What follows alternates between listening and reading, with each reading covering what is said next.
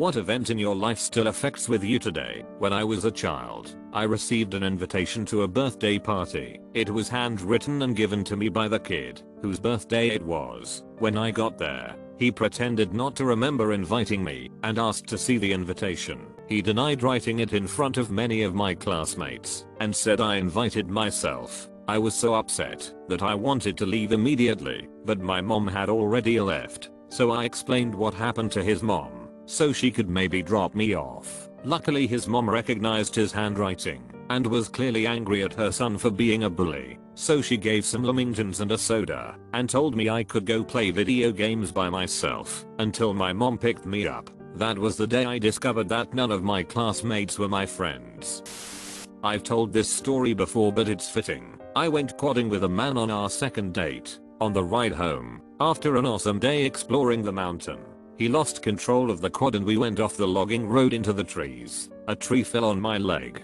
pinning me down. My date, who took a tree to his skull, fell backwards onto me. I was unable to move my entire body, trapped under a man I believed to be deceased. We were hidden in the trees off of a low traffic logging road and my cell phone was far out of reach. I remember watching the clouds pass overhead, thinking I would die out there, a slow painful death. It was terrifying. I screamed for the guy to wake up. He eventually gained consciousness long enough to pass me his phone. I called 911, attempted to stop his bleeding, used some adrenaline super strength to move the tree off of my leg, and crawled out to the road. We both spent weeks in hospital. My leg was severely broken, and I was hypothermic. He broke his neck, arm, leg, multiple skull fractures, and brain bleeds, yet survived. This happened 2 years ago. It feels like it was just yesterday. When I was 16, I was on my way to take my SAT on a Saturday morning. I pulled up to a four-way stop on a quiet street and looked both directions, glanced to my right and saw a car way down the road. Didn't look for more than a second and thought I was good, since he had to stop at his stop sign. I enter the intersection and look to my right again, and the car is already at the intersection. He was going 55 miles per hour on a 25 miles per hour road. He was not stopping. Time slowed down as I realized he's about to T-bone the side of my tiny pickup truck. So I look away from the window to keep my face safe from any potential flying shards of glass. I white knuckle grip the wheel and just hope for the best. He flipped my truck. I rolled onto my side and nailed a telephone pole with the top of my truck. As I'm laying there on my side, I'm feeling all over my body, just expecting to be badly hurt and just in shock, but amazingly, my worst injury is a scraped elbow. This was nearly 10 years ago, and even today I drive like a grandma. When it comes to intersections, I'll wait an extra few seconds every time if I feel like a car is approaching too quickly. There have been times where a car is coming up quick and my heart rate will skyrocket because I think I'm about to get hit again. I have never trusted another driver ever since that day, and being that defensive has never steered me wrong. On the bright side, the guy who hit me immediately called the police, then shoved his shirt through a crack in my door so I could cover myself, while the cop broke the window and pulled me out. He broke several bones, admitted fault to the police the second they got there, and personally apologized to my hysterical mother and myself multiple times. As shy as I was that he hit me, at least he wasn't a shy person. I still took my SAT too. My hand was shaking from adrenaline the entire time. Asking my parents to take me to the hospital and being dismissed by them. A few years ago, I ended falling suddenly and aggressively ill with what I now know was sepsis. I thought I just had a cold, but it wasn't going away. I was more afraid with each passing day and decided to go to urgent care. The labs the techs took from me alarmed them significantly, and they urged me to go to the hospital. So whatever I had was pretty severe. I was terrified, exhausted, and nearly delirious, but couldn't drive myself to the hospital. I asked my parents to take me, and they immediately became dismissive. I was blowing things out of proportion and they decided I should wait until the next day to see my doctor. My dad told me I could drive myself to the hospital, but he wouldn't support me doing it. I spent that night just crying and staring at the ceiling. I knew I was dying, but my parents chose to dismiss my fear and concerns. I prayed to God to let me live through the night and asked why my parents could do something like this and still sleep at night like nothing was wrong. I wanted the pain to end and I had to beg them to take me to the doctor the next day. At the appointment, the nurse yelled at my mom for ignoring what urgent care said the day before, and for waiting to take me somewhere to be seen. I will forever be thankful to that nurse. The doctor made his diagnosis, and basically said I was 1 to 2 days away from death, and I needed to be hospitalized as soon as possible. This kicked off a nearly 1-month hospital stay that required me to get open heart surgery because the damage had been done. While in the hospital, I asked them why they didn't believe me, why they neglected serious health issues time and time again.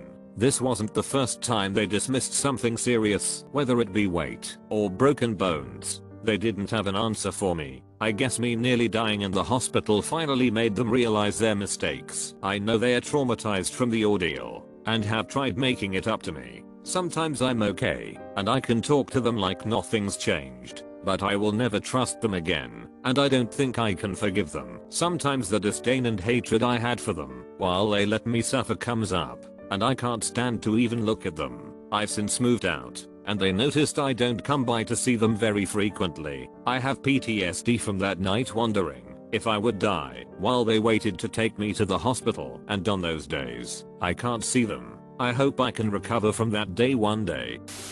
At the age of 15, I had 2 metal rods and 14 steel screws surgically attached to my spine. It was a 12-level spinal fusion, which is easily the most painful experience of my life, especially considering one of the 5/4 I had was folded over, so I didn't get morphine for the first 24 hours. At 21, I was working at a hospital when a patient began sliding off a bed. She weighed around 400 pounds and had one leg and was useless to help herself. On instinct, I dove in to catch her upper body. 1 steel rod and 1 screw snapped, along with the fusion, which is now solid bone tissue. The breaks happened on 2 separate levels and left a sharp metal end stabbing the tissues around my spine.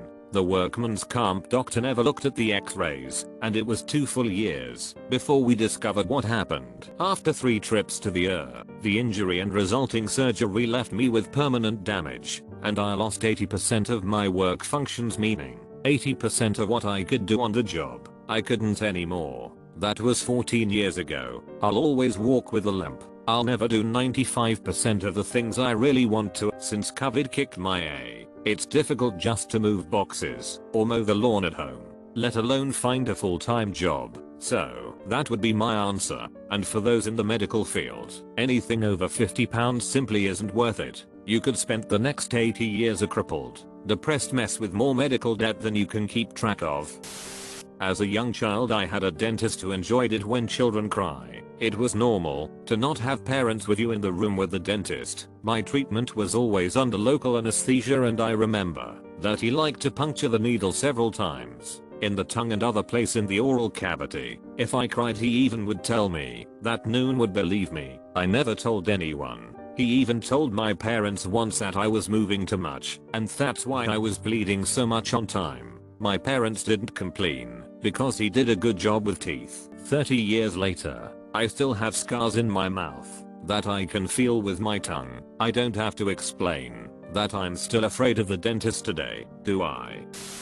Was a normal Friday. I had taken an early day to help my father with haylage. Earlier that morning, my father brought my mother to the hospital because she was dry heaving out. When I got home, the home phone rang and I picked up. They said it was the hospital and that they were going to transfer her to a bigger hospital because she had just had a heart attack. So I tell my father and he goes to the bigger hospital to fill out forms and stuff. 3 hours later, I get a call saying that they are going to airlift her to the city with the best cardiac doctors. So I start to pack bags for everyone. Then my father calls me one more time to tell me to go get my brother from his pre-prom party because mom's not going to make it. So I'm driving like a bat out to hell trying to find my brother party, then speed all the way to the hospital praying that the cops have a huge drug bust or something. I get to the hospital with my brother and we see our father outside the room crying. My father is an emotional man when it comes to death. I have never seen him cry so much. I look to my right and there's 7 people in my mother room.